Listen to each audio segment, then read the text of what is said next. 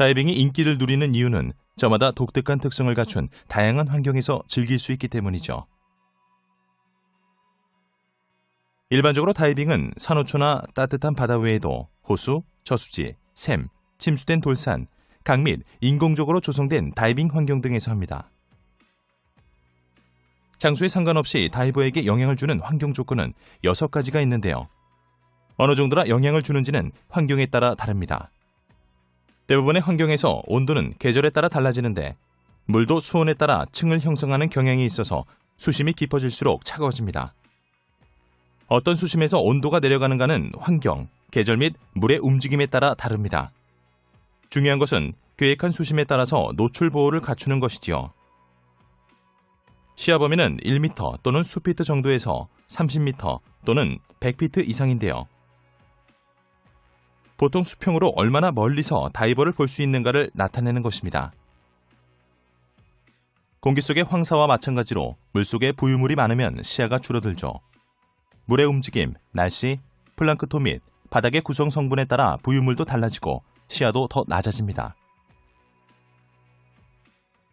시야가 좋지 않다고 다이빙을 망치지는 않습니다. 얼마나 멀리까지 보는가보다 무엇을 보는가가 더 중요하니까요. 하지만 시야가 낮을수록 버디와 떨어지기 쉬우니 가까이 붙어서 서두르지 말고 서로를 확인하세요. 내비게이션을 하려면 보통 더 많이 집중해야 하는데요. 하강과 상승 중에 방향 감각을 이룰 수 있습니다. 아시는 바와 같이 바닥이나 줄을 따라서 하강과 상승을 하는 게 제일 쉬운 방법인데요. 시야가 좋지 않을 때는 더욱 그렇습니다.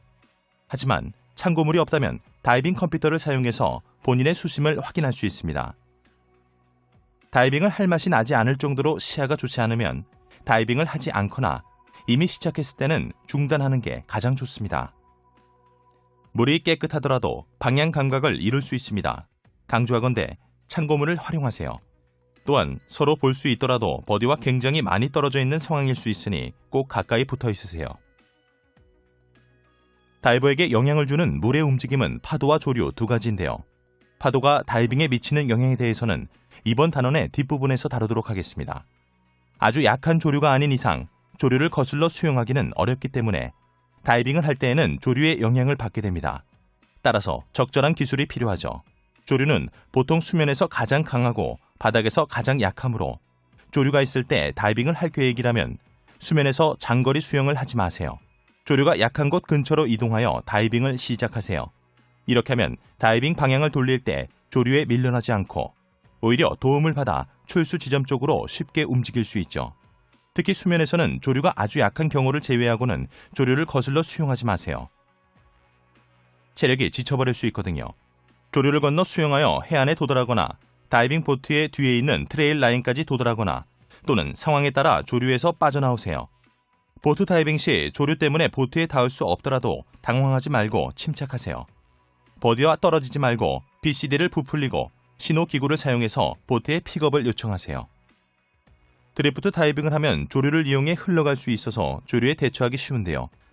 해류가 강하면서도 다이빙 장소로 인기 있는 곳에서 다이빙할 때 매우 좋은 방법이죠.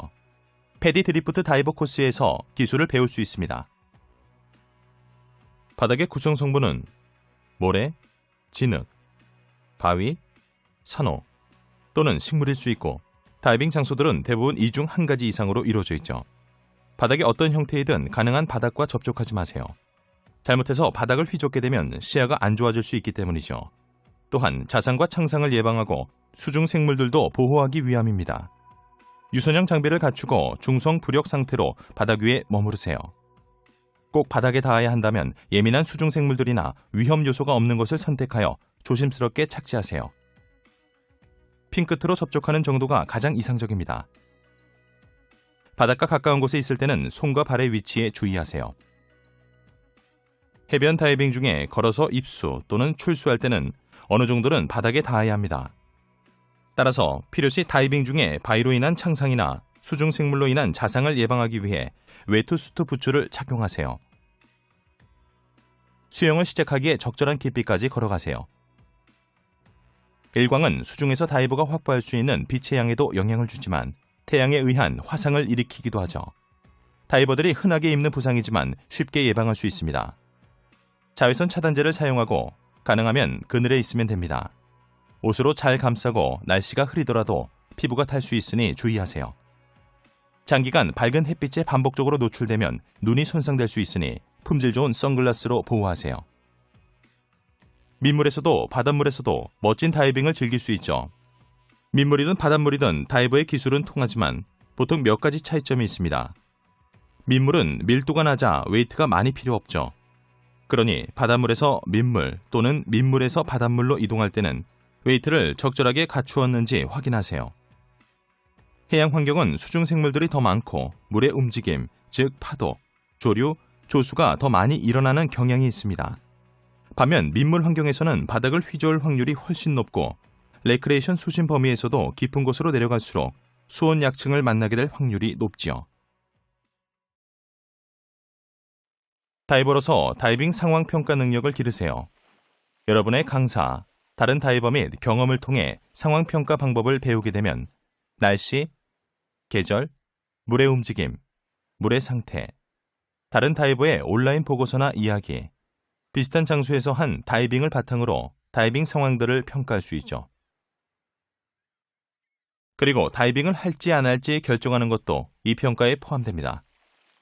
우려되는 부분이 있다면 가능한 한 대처 방법에 대한 정보를 더 알아보세요. 문제를 해결할 수 없다면 다른 장소나 다른 날을 선택하세요. 다이빙에 대한 최종 결정은 본인이 내리는 겁니다. 본인의 안전은 본인의 책임이므로 다이빙에 대한 최종 결정은 본인이 직접 내려야 합니다. 일장에서 다루었듯이 환경 오리엔테이션에 참석하면 특정 환경에서의 특별한 점에 대처하는 데 도움이 됩니다. 상황을 평가하고 잠재적인 문제점을 제거하는 방법을 배우세요. 오리엔테이션에 참석하면 다이빙을 더욱 안전하고 신나고 알차게 즐길 수 있습니다.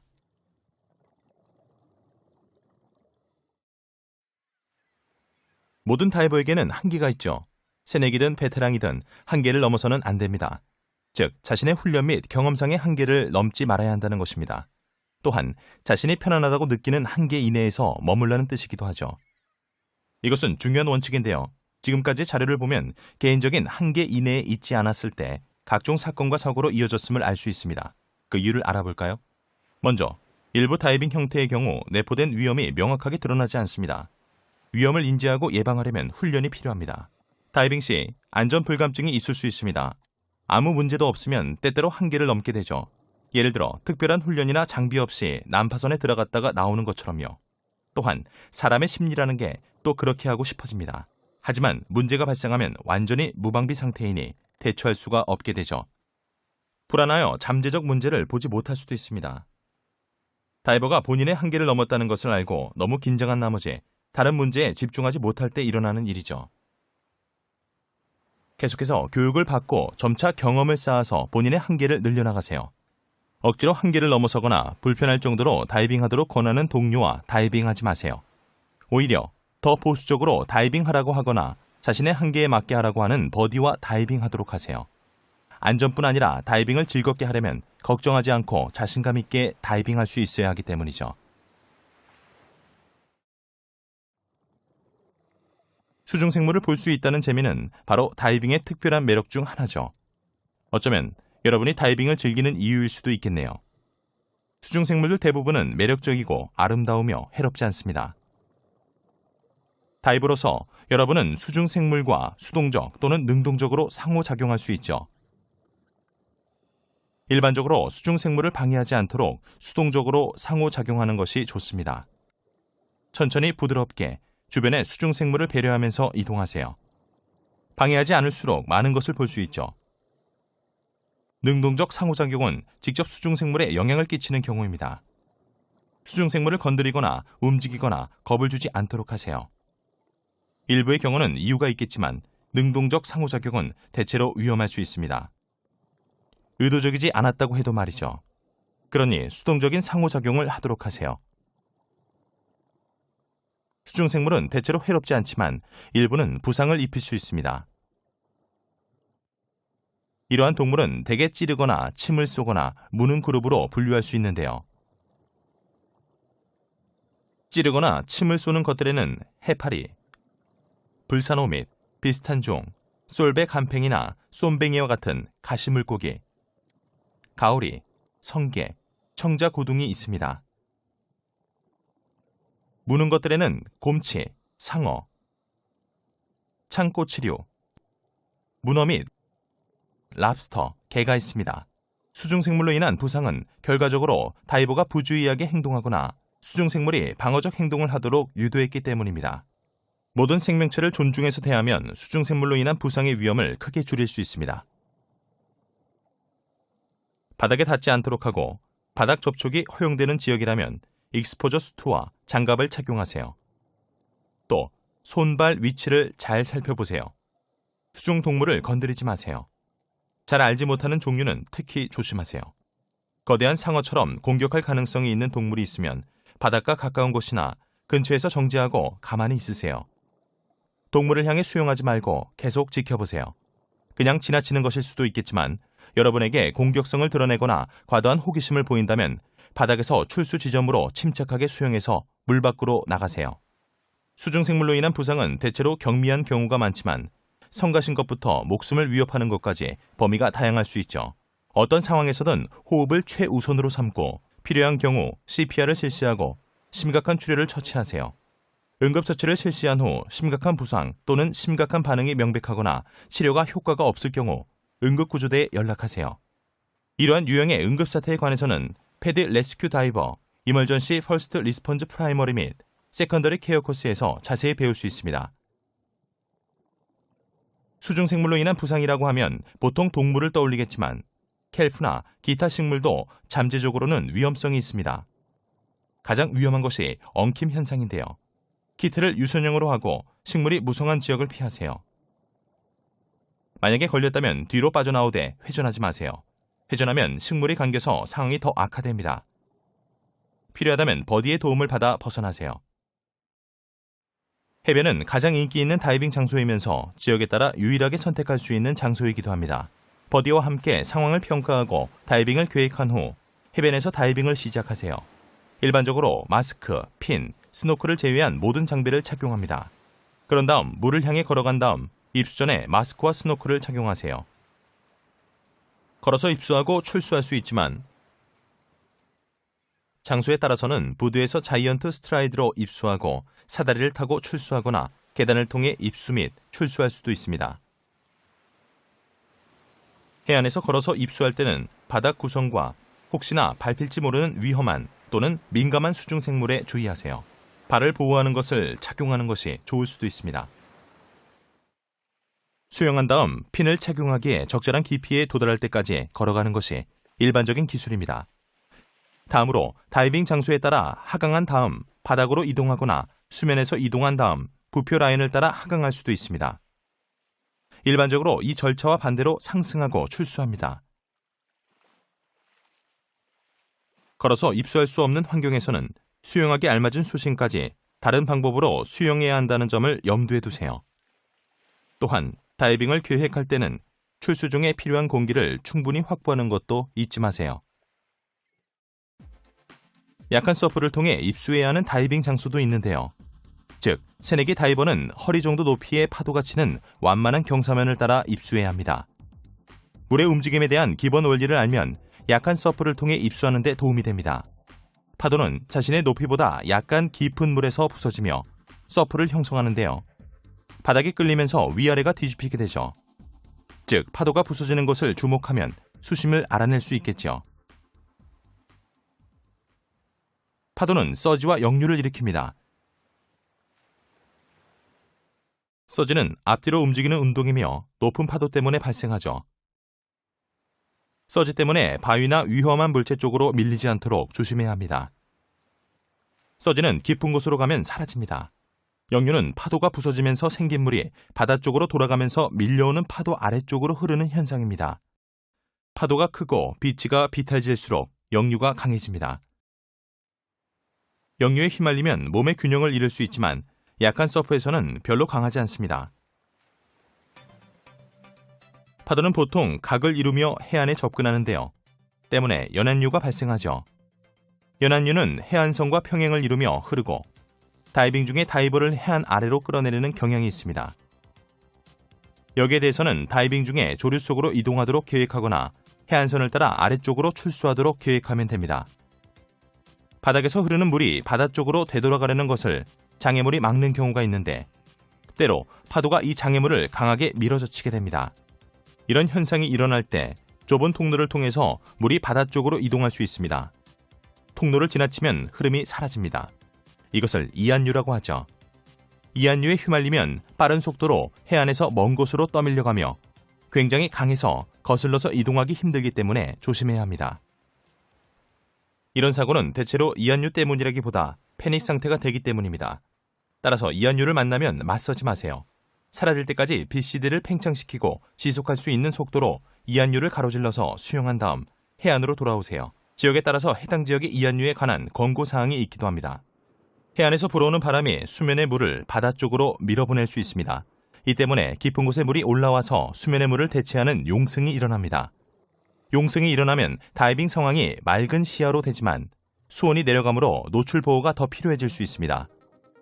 달과 태양의 중력은 바다를 잡아당겨서 약간 볼록하게 만드는데요. 지구의 자전에 따라 수면이 올라가고 내려가는 간만이 일어납니다. 간만은 조류를 일으키는데 특히 좁은 지역 안팎으로 흐를 때 그렇습니다. 조류는 수심과 시야에 영향을 줍니다. 조수의 변화는 눈으로 볼 수 있는 정도부터 눈치 못 챌 정도까지 다양하지만 예측이 가능합니다. 일반적으로 다이빙의 가장 적절한 때는 만조인데요. 지역의 간만의 시간 및 높이는 온라인이나 앱으로 찾을 수 있습니다. 간만의 변화가 매우 크다면 지역의 다이빙 전문가가 해당 지역의 기술에 관해 진행하는 오리엔테이션에 참여하세요. 이제 약한 서프를 통해 입수할 때 사용하는 기술을 살펴볼까요? 파도가 없거나 가장 잔잔할 때 입수할 수 있도록 먼저 파도가 부서지는 장소와 패턴을 살피세요. 핀을 제외한 모든 장비를 착용하고 호흡기로 호흡하면서 입수하세요. BCD에는 물이 뜰 정도의 공기만 있으면 됩니다. 버디와 함께 깊은 물을 향해 빠르게 걷습니다. 파도가 치면 화면과 같이 서서 안정적이도록 합니다. 또한 마스크나 호흡기가 벗겨지지 않게 주의하세요. 부표, 플로터를 사용한다면 여러분의 뒤쪽에 놓고 끄세요. 수영하기 알맞은 수심에 도달하면 핀을 착용하고 수면으로 수영하여 밖으로 나갑니다. 가능한 한 재빨리 서프를 통과하는 것이 핵심입니다. 하강하기 전에 수면에 조금 더 있을 생각이라면 스노클로 교체하여 공기를 아껴야겠죠. 다이빙이 끝나면 서프 지역 밖의 수면으로 상승한 후 파도의 패턴을 보면서 서프가 약해질 때 해안으로 들어갈 타이밍을 확인하세요. 준비가 완료되면 호흡기로 교체하고 버디와 함께 수면을 통해 해안으로 이동합니다. 걸어갈 만한 깊이에 도달하면 확실하게 서서 걸을 수 있도록 BCD에 공기를 뺍니다. 파도를 유심히 보면서 핀을 제거하고 재빨리 해안으로 걸어가세요. 파도가 몰려오면 아까 했던 것처럼 잘 버티세요. 넘어졌을 때는 파도 때문에 일어서기 힘드니 그대로 있으세요. 물에서 거의 빠져나올 때까지 기어서 이동하고 버디의 도움을 받아 일어서세요. 다이버는 대개 보트에서 다이빙을 합니다. 보트 다이빙을 준비할 때는 미리 장비를 점검하고 다른 사람의 것과 섞이지 않게 표시해두세요. 공간이 제한되어 있으니 가방에 넣고 빼기 쉽도록 짐을 꾸리세요. 가장 나중에 필요한 것은 바닥에, 먼저 필요한 것을 제일 위에 놓습니다. 마른 옷, 음료수, 과자, 자외선 차단제, 수건 등 보트에서 필요한 물품을 챙기세요. 다이빙에 대비해서 충분한 휴식을 취하고 잘 먹어두세요. 또 배멀미 예방을 위한 준비도 해두세요. 배멀미는 건강에 장기간 영향을 주는데 드물기는 해도 다이빙을 망칠 수 있죠. 대다수 지역에서 처방전 없이도 적절한 약을 구매할 수 있지만 본인에게 적절한 약이 궁금하다면 의사와 상담하세요. 이동 중에는 밖에서 신선한 공기를 마시며 수평선을 바라보세요. 상태가 좋지 않을 때는 뱃머리에 있지 않도록 하세요. 상태가 악화됩니다. 또한 엔진의 배기가스를 피하세요. 속이 영 편치 않으면 예방 차원에서 다른 사람과 함께 바람이 불어오는 난간으로 이동하세요. 보트 다이빙 때는 출발 시각보다 일찍 도착해서 승무원의 지시에 따라 장비를 보관하세요.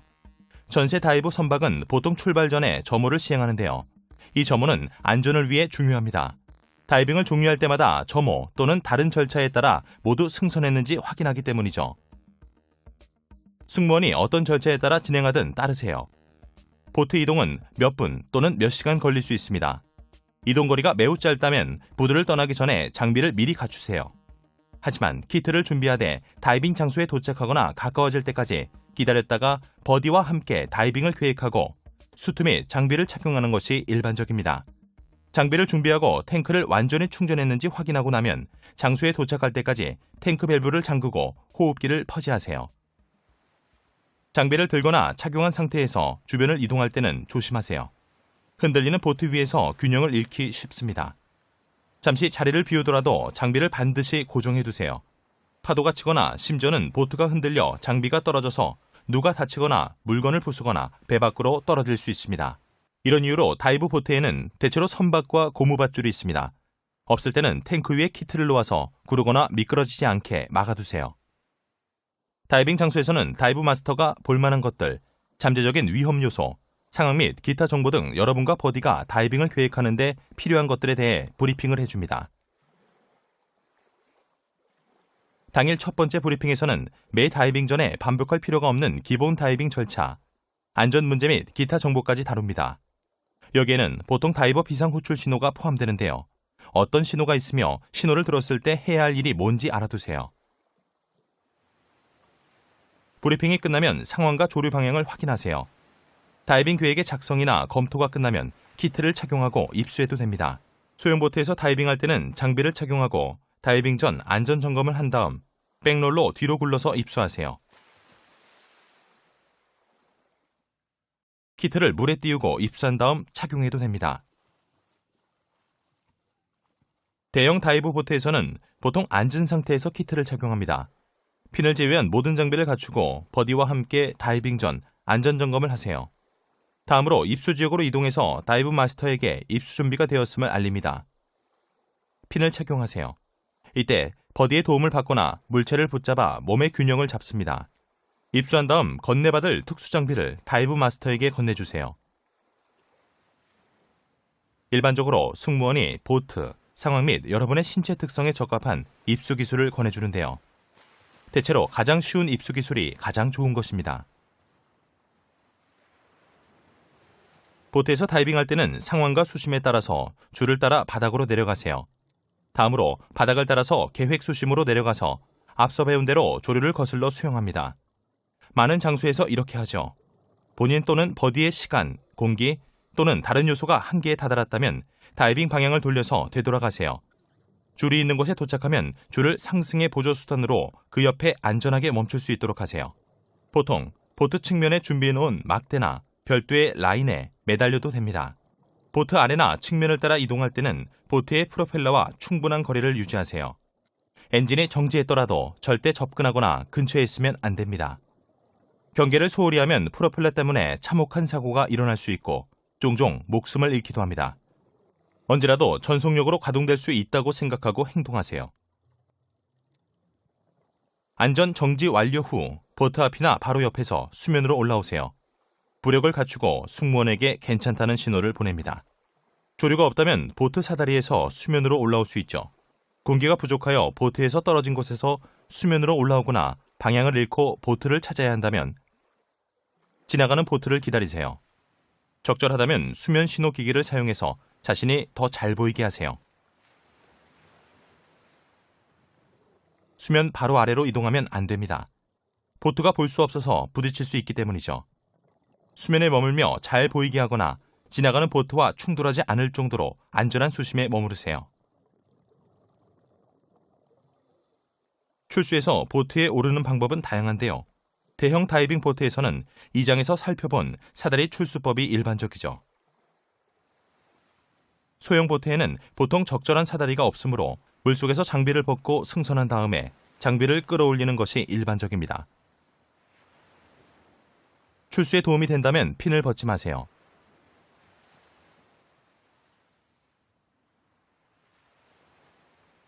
신체적 한계 때문에 사다리를 오를 수 없을 때는 보통 이 기술을 사용합니다.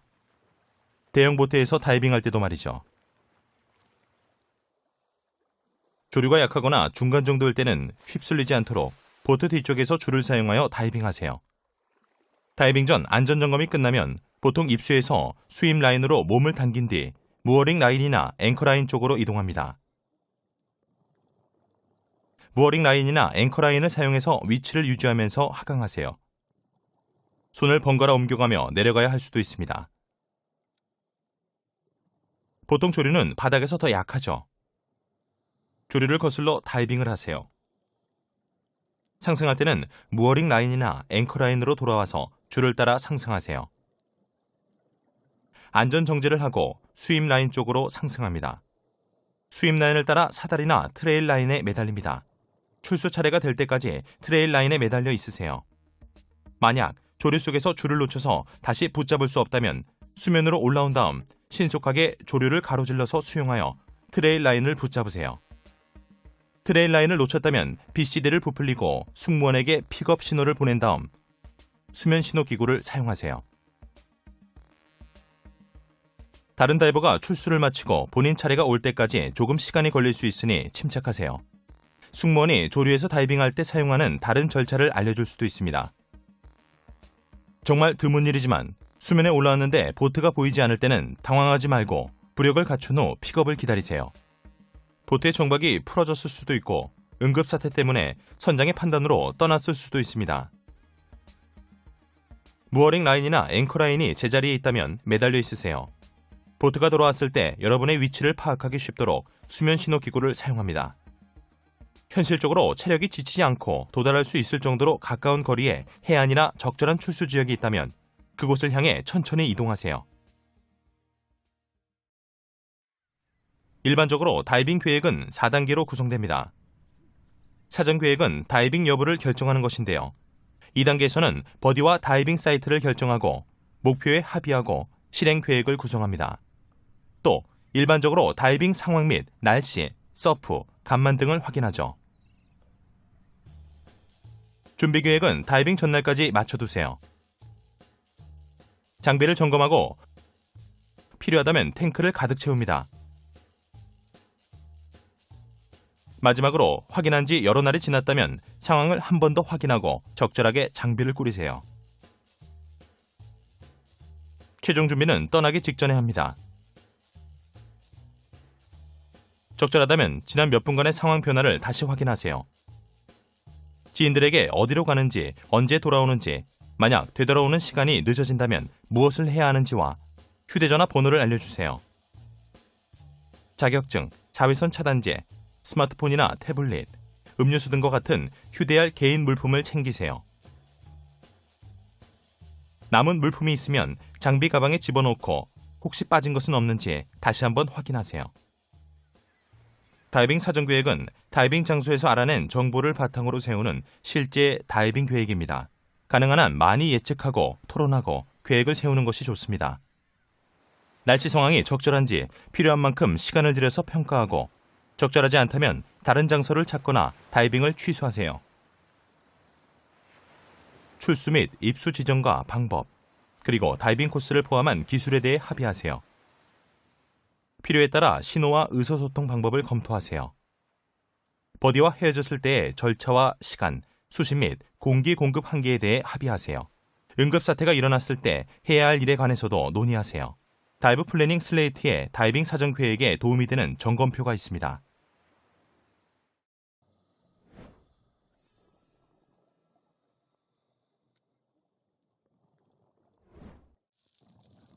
다이빙은 다른 스포츠나 활동에 비해 훨씬 안전하지만 그래도 위험 가능성이 있습니다. 사람은 물에서 호흡할 수 없죠. 상식적으로 생각해봐도 물속에 있다는 것은 몇 가지 위험성을 내포합니다. 또한 압축 공기를 호흡하는 것에 관한 몇 가지 위험 상황을 이미 배우기도 했죠. 새내기 다이버가 배우는 내용으로도 보통은 위험을 줄이고 관리에 도움이 되지만 모든 것이 그렇듯 위험 요소를 완전하게 제거할 수는 없죠. 문제 발생 가능성을 줄이려면 자신의 한계를 지키면서 다이빙하세요. 체력을 관리하고 기술을 계속해서 정확하게 연마하세요. 안전 다이빙 지침을 따르고 권장 장비를 보유하며 훈련 받은 대로 행동하세요. 필요 없다고 생각될 때도 말이죠. 스트레스를 받으면 습관대로 하게 된다는 것을 기억하고 문제 예방과 대처에 도움이 되는 습관을 들여놓으세요. 사람은 누구나 실수를 하게 마련입니다. 적절한 절차를 따르고 필수 장비를 갖추면 실수에 대해 어느 정도 여유를 가지고 대처할 수 있습니다. 적절한 다이빙 습관과 장비를 갖추면 그만큼 문제 발생 가능성이 줄고 발생하더라도 사소한 수준에서 끝납니다. 문제를 신속하고 효과적으로 해결할 수 있게 준비하는 게 좋습니다.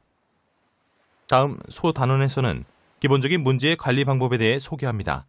다이버 교육을 계속해서 받으면 이 코스에서 학습할 내용을 더 폭넓고 자세하게 익힐 수 있습니다. 예를 들어 의료진, 인명구조원 및 전문 다이빙 가이드한테 즉시 도움을 받을 수 없는 곳에서 다이빙을 계획한다면 패들 레스큐 다이버 및 이멀전시 옥시즌 프로바이더 코스는 물론 이멀전시 퍼스트 리스폰즈 프라이머리 및 세컨더리 케어 코스를 완료할 것을 권장합니다. 다이버가 곤란에 빠지는 상황은 대체로 수면에서 발생하죠. 지금까지 배운 대로만 하면 이러한 문제 대부분을 예방 또는 통제할 수 있습니다. 자신의 한계를 지키면서 침착하게 다이빙하고 수면에서는 양성 부력을 갖추고 유지하세요. 수면에서 문제가 발생하면 즉시 부력을 확보하세요. BCD에 공기를 넣거나 웨이트를 떨어뜨리세요. 일단 행동을 멈추고 생각한 다음 행동하세요. 필요하다면 도움을 요청하세요. 그래야만 상황이 악화되는 것을 막을 수 있습니다. 수면에서 다이버를 도와야 할 때는 해당 다이버에게 도움이 필요한지와 심리 상태를 확인하세요. 패닉 상태가 아닌 자기 통제가 가능한 다이버는 보통 신호를 보내거나 도움을 요청합니다. 이들은 비교적 안정적이며 신중하고 자제하면서 움직이죠.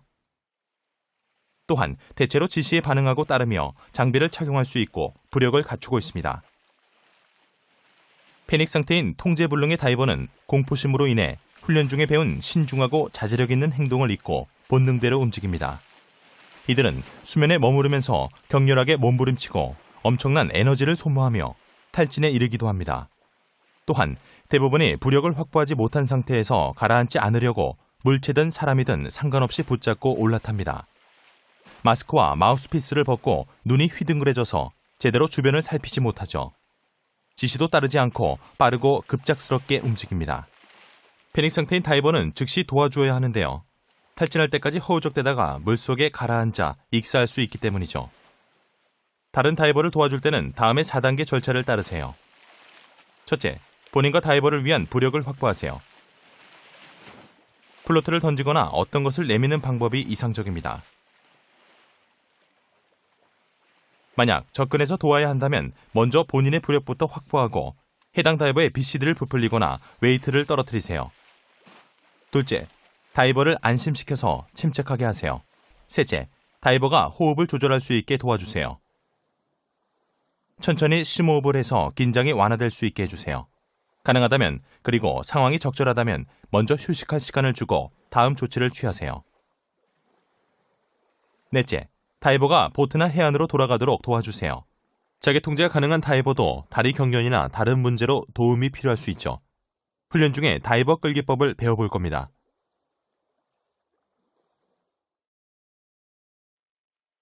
수면에서 반응이 없는 다이버는 물을 들이마셨거나 피로와 탈진 때문에 실신했을 수 있습니다. 또는 심장마비, 폐 과팽창이나 다른 심각한 증세가 나타났을 수도 있습니다. 이럴 때는 즉각적인 조치가 필요한데요. 최우선으로 호흡을 확인하고 필요하면 구조 호흡을 시작해야 합니다. 수면에서 얼굴을 담근 채 떠있는 다이버는 휴식을 취하거나 물속을 관찰하는 중일 수 있지만 무반응 다이버일 수도 있습니다. 의사소통이 잘 되는 버디 사이라면 혼동하지 않지만 화면에서처럼 다이버가 몇 분 이상 꼼짝 않고 떠있다면 반응하는지를 확인하세요. 이상한 자세로 떠있거나 패닉의 징후를 보인 후 움직임을 멈춘 다이버는 무반응 다이버로 간주하세요. 무반응 다이버를 도와주려면 먼저 본인과 해당 다이버의 부력부터 확보하세요. 보트나 해안의 도움을 요청하세요. 호흡을 확인하고 숨을 쉬지 않으면 구조 호흡을 해주세요. 마지막으로 다이버를 물 밖으로 꺼내세요. 필요하다면 계속해서 구조 호흡을 실시해야 합니다. 물 밖에서 해야 할 일은 조금 후에 알아보겠습니다. 강조하건대 지금까지 배운 대로만 하면 수중 문제 대부분을 예방하고 통제할 수 있습니다. 침착하게 다이빙하세요. 버디와 함께 공기 사용을 계획하고 자주 확인하세요. 또한 경험 및 훈련을 통해 배운 한계를 지키면서 다이빙하세요. 앞서 과로에 관해 배웠는데요. 수중에서 흔히 발생하는 문제이기 때문에 다시 한번 살펴보죠. 여유를 가지고 천천히 깊은 호흡을 하면 과로 예방에 도움이 됩니다. 힘든 활동은 피하도록 하세요. 과로하게 되면 호흡기의 공급 속도보다 더 빨리 공급을 소모하므로 공기 부족을 느끼게 되는데요. 이런 느낌을 무시해서는 안 됩니다. 다이빙을 멈추고 가능하면 해를 입지 않도록 어떤 물체에 매달리세요. 이 경우에는 죽은 산호를 예로 들 수 있겠군요. 안정을 취하고 천천히 숨을 쉬다가 호흡이 돌아오면 속도를 줄여서 다이빙을 계속하거나 가능하다면 다이빙을 중단하세요.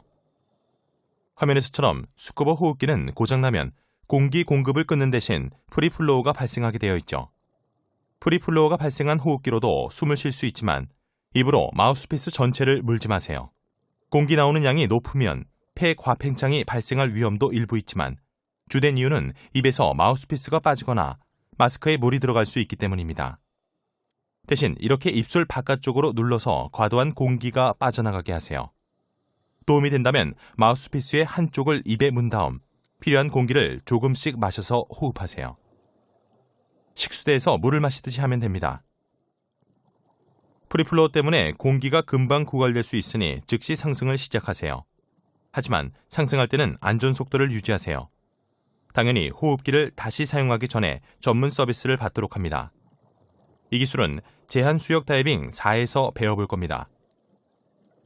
수중식물에 관한 내용에서 드물지만 엉킴 현상이 발생한다고 배웠습니다. 낚싯줄, 릴에서 빠진 느슨한 줄, 낡은 낚시그물도 엉킴의 원인인데요. 이런 문제는 천천히 움직이고 항상 경계하고 이동할 장소를 잘 살피며 키트를 유선형으로 유지하면 대체로 예방할 수 있죠. 엉킴이 발생해도 가지고 있는 공기가 충분하다면 보통 응급 상황으로 보지 않습니다. 주변에 줄이 엉킬 수 있으니 몸을 돌리거나 꼬지 마세요. 이럴 땐 행동을 멈추고 생각한 다음 천천히 침착하게 풀어나오도록 하세요. 버디의 도움을 구하되 너무 심하게 엉켰거나 공기가 부족할 때 절단 도구가 더 빠른 해결책이라면 조심해서 사용하세요. 드물지만 극단적인 경우에는 스쿠버 키트를 벗고 빠져나와야 하는데요. 이 기술은 제한수역 훈련 다이빙 중에 연습해 볼 겁니다. 공기 부족 및 고갈 상황에 대해서는 이미 배웠지요. 리저브 공기를 포함하여 SPG 확인 등 공기 사용 계획을 세워두면 대체로 예방할 수 있습니다. 항상 상승에 필요한 공기가 충분히 남아있을 때 수면으로 향하세요. 물속에서 공기를 소모하는 것보다 수면에서 더 길게 이동하는 게 낫습니다. 공기 공갈 상황에서는 4가지를 선택할 수 있습니다. 첫째, 공기가 조금 남았지만 약간의 호흡 저항을 느낀다면 정상적으로 상승하세요. 주변 압력이 내려가면서 공기가 늘어나므로 호흡이 가벼워지고 수면까지 안전정지 없이 지속적으로 조절하면서 상승할 수 있습니다. 둘째, 예비공기 공급원 상승은 언제나 사용할 수 있는 방법으로 가장 좋은 방법이기도 합니다. 이 방법은 이미 익숙할 텐데요. 훈련 중에 여러 번 연습해 두시길 바랍니다. 가까이 있어야 할 버디와 멀리 떨어져 있고 독립적인 예비공기 공급원이 없으면 현재 수심이 6m 또는 20피트에서 9m 또는 30피트이거나 더 얕다면 시사 또는 조절된 비상 수영 상승법을 활용할 수도 있습니다. 숨을 지속적으로 내쉬어 폐 가팽창을 방지할 수 있도록 아 소리를 내면서 위를 보고 수면으로 수영하면 됩니다. 처음에 제한수역에서 강사와 함께 수평으로 수영하면서 이 기술을 배우게 됩니다. 안전속도로 상승하고 호흡기와 모든 장비가 제 위치에 벗어나지 않게 하세요. 다이버로서의 스킬 섹션에서 더 자세히 배워보도록 하죠. 버디와 너무 멀리 떨어져 있고 다른 예비 공기 공급원이 없으며 수심이 너무 깊어서 어떻게 해도 수면까지 도달할 수 없을 때는 비상부력 상승법을 활용하세요. 웨이트를 떨어뜨리는 것 외에는 조절된 비상수영 상승법에서처럼 상승하면 됩니다. 안전상승 속도를 넘을 수 있겠지만 바닥에 있는 것보다 훨씬 낫습니다. 아 소리를 내고 수면에 가까워지면 팔과 다리를 옆으로 벌려 저항을 만들어 상승 속도를 늦추세요. 공기 고갈 상황에서 수면에 도달하면 저압 인플레이터가 작동하지 않을 텐데요. 필요하다면 웨이트를 떨어뜨리거나 BCD를 입으로 불어서 부력을 확보하세요. 다이버가 수중에서 반응이 없으면 심각한 응급사태입니다. 수면으로 데리고 나오는 것이 가장 중요하죠. 필요하면 다이버의 BCD를 사용하거나 웨이트를 떨어뜨리세요. 호흡기를 잘 붙잡되 빠져있다고 해서 다시 집어넣느라 시간을 낭비하지 마세요. 안전속도로 상승하세요. 본인까지 위험에 빠지면 도와줄 사람이 없으니 안전을 유지해야 합니다. 다이버의 부력을 통제할 수 없으면 먼저 수면까지 올라가게 하세요. 수면에 도착하면 앞에서 다룬 절차를 따르세요. 무반응이란 의식이 없거나 반응할 수 없거나 일관성 있는 행동이 불가능한 것입니다. 유사 익사나 압력 관련 상해 및 심장마비와 같은 의학적 질병은 호흡곤란, 의식불명, 분별력 흐림, 시각적 문제, 마비, 흉통, 주의력 저하, 심장마비 및 호흡 정지 등을 일으킬 수 있습니다. 물 밖으로 나왔다면 무반응을 겪거나 겪었던 다이버를 돕는 것이 최우선인데요. 방법을 알려드리죠. 호흡을 확보하세요. 기도를 확보합니다. 호흡을 계속 확인하세요. 필요하다면 CPR을 실시하세요. 응급구조대에 연락하세요. 일단 지역 응급구조대에 연락하고 해당 지역에 댕과 같은 지역 다이버 이머전시 서비스가 있다면 연락하세요. 다이버가 반응은 없지만 호흡을 계속한다면 평평한 바닥에서 왼쪽으로 눕히세요. 다이버가 반응하기 시작한다면 계속 누워있게 하세요. 응급산소를 제공하고 열이나 추위로부터 보호하여 다이버가 정상 체온을 유지하도록 하세요. 응급구조대가 도착할 때까지 계속 돌봐주세요. 응급치료에 동행할 수 없다면 해당 다이버에 관한 내용을 가능한 한 상세하게 작성하세요. 사고 보고서가 아니므로 다이브 프로필, 응급치료 조치 내용, 비상연락처 정보 및 파악된 질병과 같은 정보만 기재하면 됩니다. 추측이나 짐작이 아닌 사실만 기록하세요. 물이나 물속에서 반응이 없었던 사람은 모두 건강검진을 받아야 하는데요. 유사 익사 등의 경우 시간이 흐른 다음 심각해지면서 사망에 이를 수도 있죠. 이처럼 완전히 회복된 것처럼 보이더라도 24시간 이후에 심각한 상황이 발생할 수 있습니다.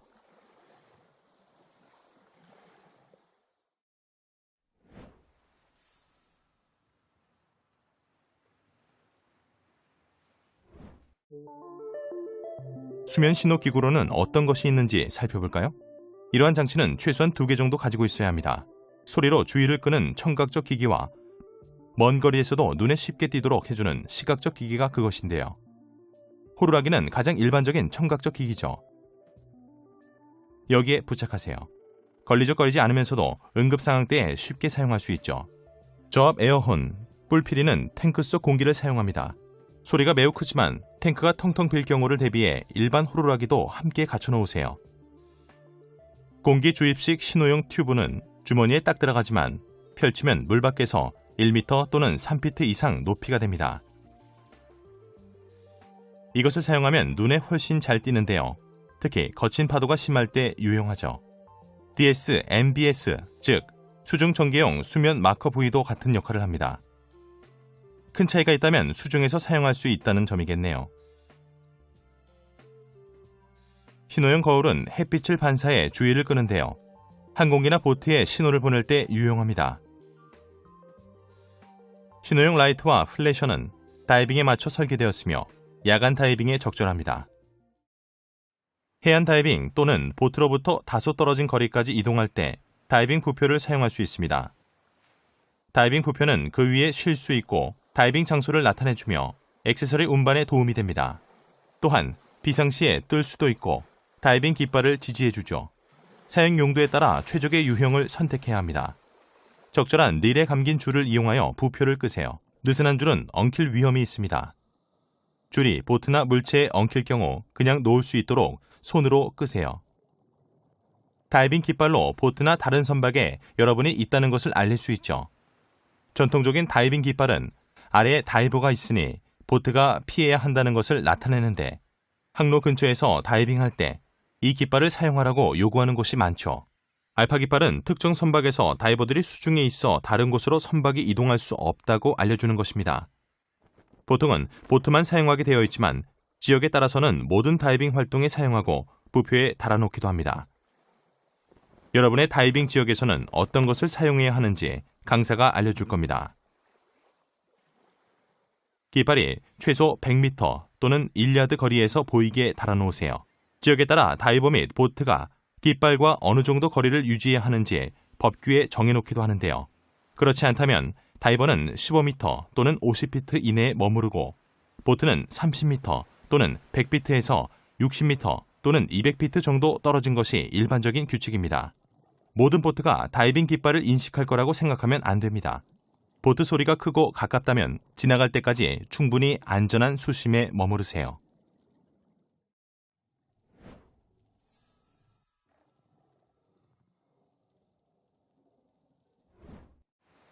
본코스 중에 배울 수 있는 여러 입수법을 보여드렸는데요. 시티드 백롤이라는 또 다른 입수법이 있습니다. 소형 보트나 물에 가까운 낮은 플랫폼에서 입수할 때 유용하죠. 다이빙 전 안전점검을 마치면 물을 등지고 반대쪽을 바라보고 탱크는 무게중심이 뒤쪽으로 가서 수면 위에 놓이게 해서 가장자리 쪽에 앉으세요. 이렇게요. BCD를 부분적으로 부풀리고 호흡기로 호흡하며 마스크를 붙잡으세요. 버디가 입수 지역을 확인하면 턱을 밀어놓고 체중에 의해 자연스럽게 구를 때까지 몸을 뒤로 기울이세요. 마스크를 붙잡고 있다가 몸이 수면에 떠오르면 괜찮다는 신호를 보내고 버디가 입수하도록 해당 지역에서 벗어나세요. 응급상황 시 웨이트 떨구기 외에도 웨이트 조정이나 일부 입수 및 출수 방법을 위해 웨이트를 제거하고 다시 착용할 필요가 있습니다. 여러분의 강사가 개인 장비에 적합한 기술을 시범할 테지만 대부분의 시스템에 적용할 수 있는 몇 가지 요점을 알려드리겠습니다. 웨이트를 제거할 때는 떨어뜨리지 않게 조심하세요. 버디가 도와줄 수도 있고 보트 승무원이나 부두에 있는 사람에게 건네줘도 됩니다. 물속에서 웨이트를 착용하기 전에 부력이 충분한지 확인하세요. 또한 웨이트의 위치를 조절하는 중에 자세가 바뀌더라도 호흡할 수 있도록 스노클을 호흡기로 교체하세요. 보통 웨이트 통합식 BCD는 얼굴이 위로 향하도록 돌면 파우치를 제자리에 밀어넣는 데 도움이 되며 이러한 방법은 다양합니다. 웨이트 벨트를 사용할 때는 벨트의 남는 끝부분을 붙잡아 웨이트가 미끄러져 떨어지지 않게 한 다음 이렇게 루프법으로 다시 착용하세요. 경련은 고통스러운 비자발적 근육 수축이며 다이빙 중에 다리 또는 발 근육에 자주 발생하죠. 경련이 일어나면 멈춰서 버디에게 신호를 보내고 근육을 이완시키세요. 부드럽게 스트레칭하고 근육을 마사지하세요. 이렇게 핀을 사용합니다. 버디에게 경련이 일어나면 이렇게 경련 부위를 누를 수 있는 물체를 건네주면 도움이 됩니다. 몇 분간 기다렸다가 경련이 진정되면 속도를 늦춰서 다이빙을 계속하세요. 기본 부력 조절 다음에는 호버링을 배울 차례죠.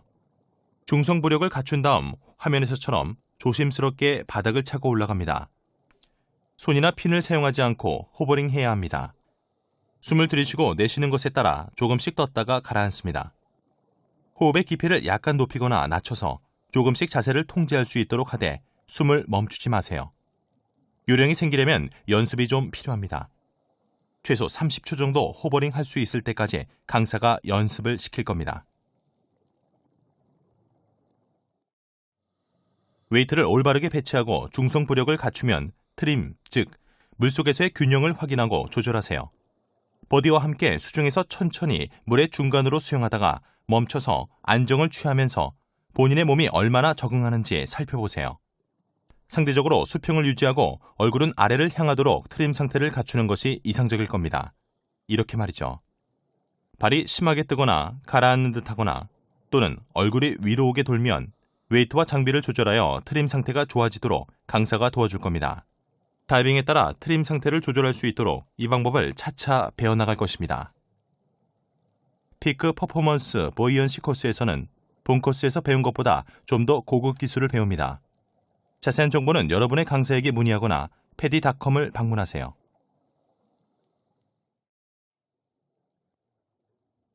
공기고갈 연습 및 예비공기 공급원 사용 연습을 마치면 두 가지를 함께 엮어서 해볼 텐데요. 강사가 밸브를 잠근 후에 호흡이 어려워지면 공기고갈 신호를 한 뒤 버디의 예비공기 공급원을 확보해서 호흡하세요. 강사가 밸브를 다시 열어줄 것인데요. 어떤 이유가 생겼더라도 본인의 호흡기를 바로 사용할 수 있습니다.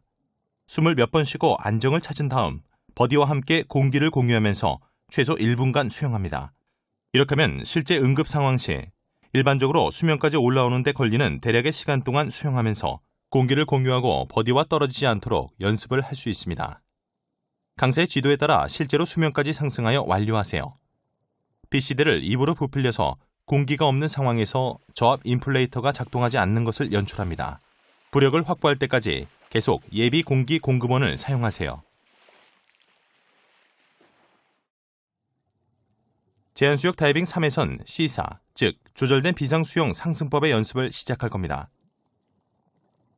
앞서 여러분은 아 소리를 내면서 위를 보고 수면을 향해 수영하도록 배웠습니다. 모든 장비는 제자리에 있도록 하세요. 제한수역은 그리 깊지 않으므로 강사와 함께 수평으로 수영하며 이 연습을 해볼 것입니다. 즉, 연습에서는 수평으로 수영하면서 전방을 위로 간주하세요. 강사는 옆쪽이나 아래쪽에 있을 것이며 시작 타이밍을 신호할 것입니다.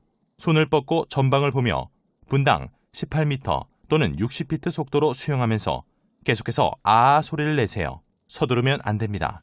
최소 9m 또는 30피트 정도 수영할 수 있을 겁니다. 제한수역에서 이 기술을 숙달한 후에는 개방수역에서 강사와 함께 연습해 봅니다. 이때는 안전과 통제를 위해 라인을 사용합니다.